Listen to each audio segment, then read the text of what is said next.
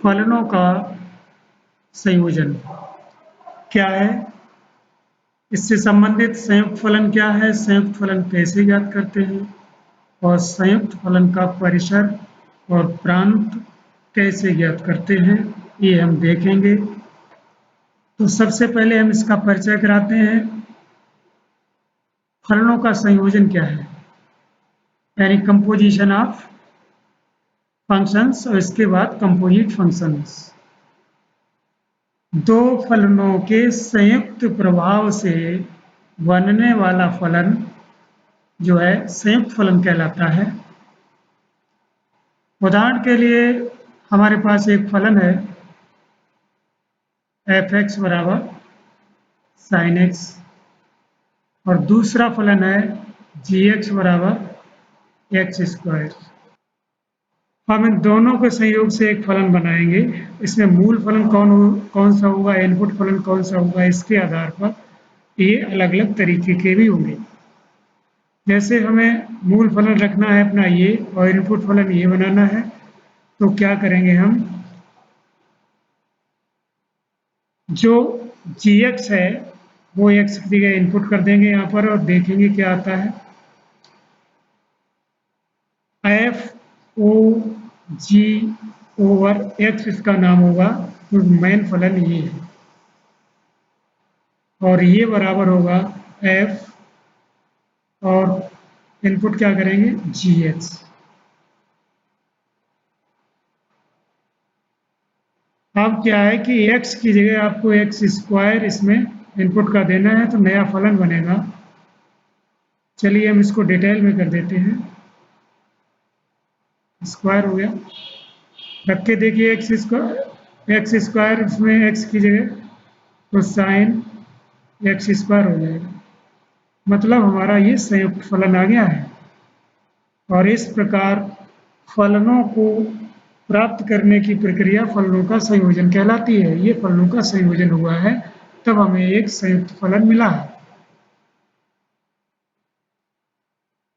अब हम चाहें तो ये बदल भी सकते हैं, इसे g ऑफ f(x) ऐसा भी कर सकते हैं, तब ये बदल जाएगा फलन बिल्कुल भी।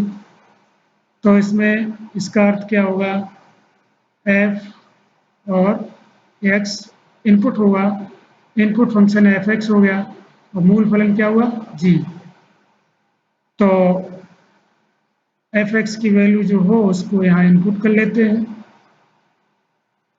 अब g को ध्यान से देखें, x अगर है तो x स्क्वायर आ रहा था, और यहाँ साइन x होगा तो साइन x का स्क्वायर आएगा, मतलब साइन x का स्क्वायर आएगा। ध्यान रहे इसमें साइन स्क्वायर x आएगा, ये स्क्वायर यहाँ चढ़ेगा ना कि यहाँ पर। तो देखिए हमारे दो संयुक्त फलन हमें मिले हुए हैं, दोनों दो अलग अलग हैं और दोनों का नाम भी अलग है। तो इस तरीके से हम रूल फॉर्म में अगर फलन दिया है तो हम ऐसे प्राप्त कर लेते हैं, लेकिन अगर रोस्टर फॉर्म में दिया हो तो कैसे प्राप्त करेंगे। जैसे मान लीजिए एक फलन हमारा f है, 1 3 4 समुच्चय से 1 2 3 में परिभाषित है। 1 2 5 यहाँ पर है,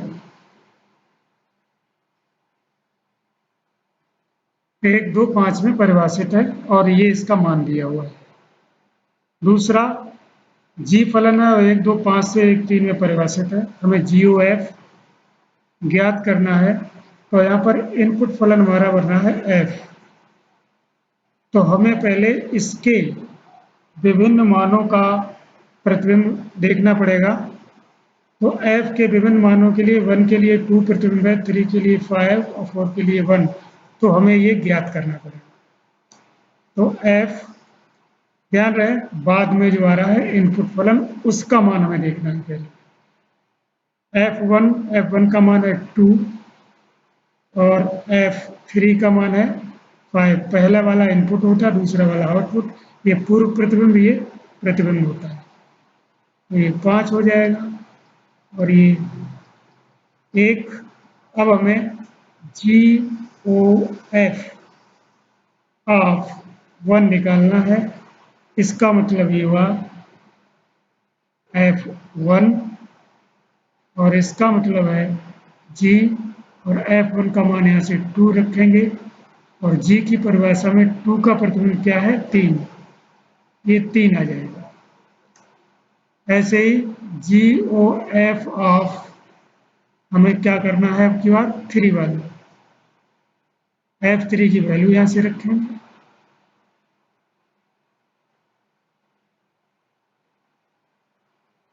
F3 की वैल्यू यहाँ से आती है 5। चलो यही लिख देते हैं।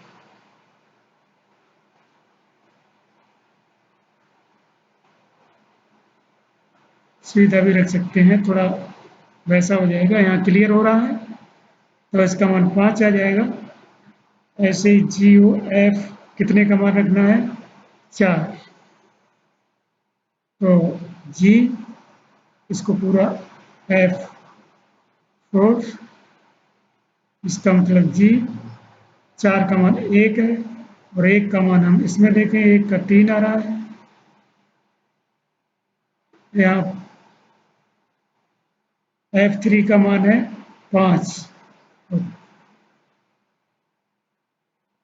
यहाँ पर G5 होना चाहिए। हम इसको डिटेल में ही कर देते हैं। F3 का मान कितना आएगा, पहले इसे ऐसे लिखेंगे